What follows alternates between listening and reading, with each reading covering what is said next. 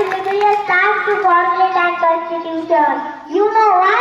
Because they are the reaching age, they are the weaker. There is no discrimination on the basis of caste, on the basis of religion, on the basis of gender. We are respecting our caste, religion and gender after formulation and constitution.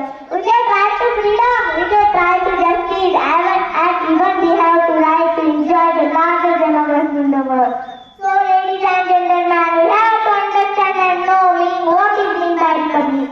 I tell you, being republic means having an elected form of government, this type of government that is based on some idea that is all the government of the people, for the people and by the people.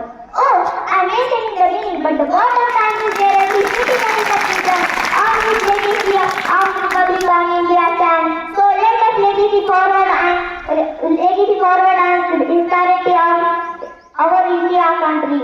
Remember, I mentioned it able to possible and grow only when it people to attain and wonderful life to you all.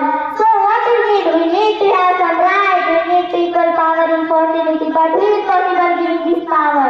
Only one is the constitution of a country, there is the constitution of India. So let's enjoy the Republic Day. I wishing you all happy Republic Day and thank you so much.